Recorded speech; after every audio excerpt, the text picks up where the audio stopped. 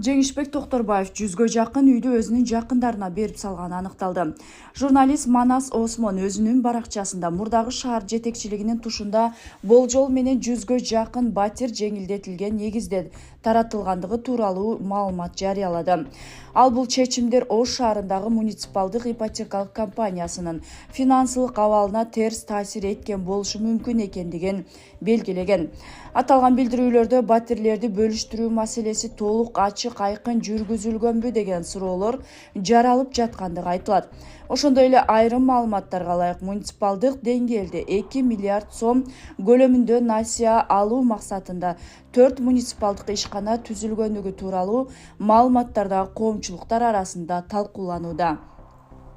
Эксперттер мындай чечимдер кабыл алынган болсо, алардын мыйзамдуулугу жана экономикалык негиздемеси тиешелүү мамлекеттик органдар тарабынан текшерилиши керек экендигин белгилешет. Себеби муниципалдык мүлк шаар тургундарынын жалпы кызыкчылыгына тиешелүү болуп эсептелинет. Ошол эле учурда айрым серепчилер бул маселе саясатчылар арасында дагы резонанс жаратылыш мүмкүн экендигин айтышууда. Айрыкча мамлекеттик парламент депутаты Жанар Акаевдин аты аталган жагдайлар боюнча расмий позициясы азырынча кеңири жарыялана элек. Учурда бул маалыматтар боюнча тиешелүү мамлекеттик органдардын расмий комментарийи күтүлүүдө. Коомчулук болсо айтылган фактыларга юридикалык баа берилет деген үмүттө. Төрага Москвада мигранттардын балдарын мектепке киргизүүнүн жеңилдетүүнү сунуштады. Жогорку кеңештин төрагасы Марлен Маматалиев жетектеген парламенттик делегация Орусияга расмий сапар менен барды. Москвада депутаттар мигранттардын балдарын мектепке кабыл алуудагы тестирлөө шарттары менен таанышып, аны жөнөкөйлөтүү зарылдыгын белгилешти. Бул тууралуу 26 мартта парламенттин басма сөз кызматы билдирди. Төрага билим алуу жеткиликтүү жана адилеттүү болушу керектигин баса белгилеп, тесттер башка тил чөйрөсүнөн келген балдарга ылайык түзүлүшү керектигин айтты.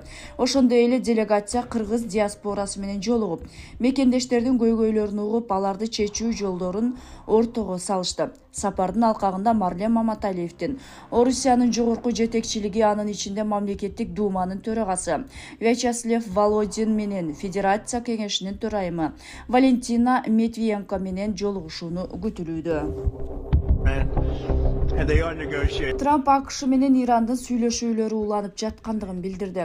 АКШ менен Иран жакынкы чыгыштагы аскердик жаңжалды жөнгө салуу боюнча сүйлөшүүлөрдү улантууда.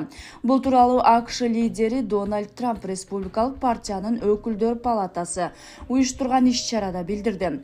Ал билдиргендей, Тегеран Вашингтон менен келишим түзүүгө умтулууда. Алар сүйлөшүүлөргө катышып, чындап эле келишим түзүүнү каалап жатышат, бирок айтуудан коркуп жатышат деген ал.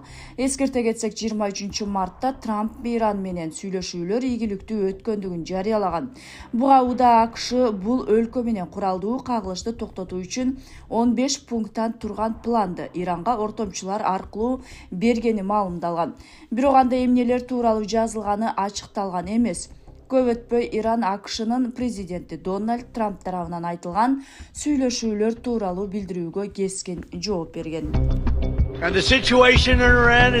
Иранда буга чейин эле өзөктү курал болмок. АКШнын мурдагы президенти Дональд Трамп Иран темасын кайра көтөрүп, аны АКШдагы шайлоо алдындагы саясий күрөштө негизги аргумент катары колдонулууда. Анын айтымында, эгер АКШнын учурдагы саясий курсу башкача болгондо, Иран буга чейин эле өзөктү куралга ээ болмок. Трамп аралыктын шайлоочуларынын мааниси чоң экендигин белгилеп, демократтар жеңген учурда АКШ алсыраган мамлекетке айланып калмак деп билдирди. Ошондой эле ал Джо Байден башкарган мезгилде армияга адамдар аз кошулгандыгын айтып, азыр тескерисинче аскердик кызматка кабыл алуу рекорддук деңгээлге жеткендигин белгиледи. Аны сөзүнө караганда, Ирандын өзөктүк куралга ээ болушу дүйнө үчүн олуттуу коркунуч жаратмак жана жакынкы чыгыштагы туруктуулукка чоң сокку болмок. Трамп ошондой эле мындай сценарийде АКШнын коопсуздугуна дагы түз коркунуч жараларын белгилеп, Иран бул куралды колдонууга даяр болмок деп эсептей тургандыгын айтты.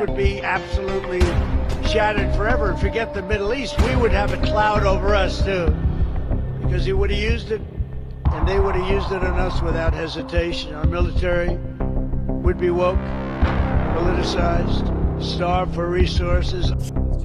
Ормуз кысыгы душмандар үчүн жабык, башкалар үчүн ачык. Ирандын тышкы иштер министри Аваз Аракчы Ормуз кысыгы толугу менен жабылбаганын, бирок өлкөнүн душмандары үчүн жеткиликсиз экендигин белгиледи. Анын айтымында Атүгүл АКШнын аскер деңиз күчтөрү бул аймакка кирүүдөн чочулайт, ошондуктан башка мамлекеттердин флотторду дагы жакындай албайт. Аракчы акыркы окуялар Ирандын аймактагы аскердик мүмкүнчүлүгүн көрсөттү деп белгилеп, каршы тараптар эл аралык колдоо табууга аракет кылгандыгын, бирок эч бир өлкө жооп бербегендигин айтты. Министр кысык достук же нейтралдуу мамлекеттер үчүн ачык бойдон калгандыгын кошумчалады.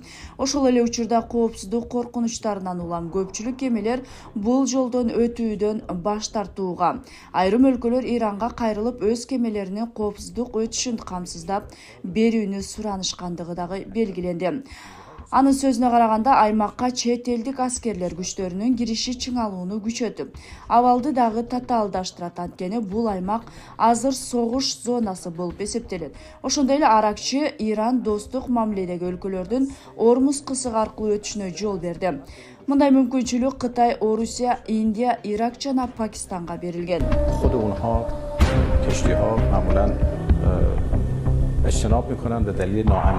Трамп Иран боюнча ок атышууну токтотууну жарыялап калышы мүмкүн. Израилдин Шанель 12 маалыматына ылайык, АКШнын президенти Дональд Трамп жакынкы ишембиде Иран боюнча ок атышууну токтотуу тууралуу билдирүү жасашы мүмкүн.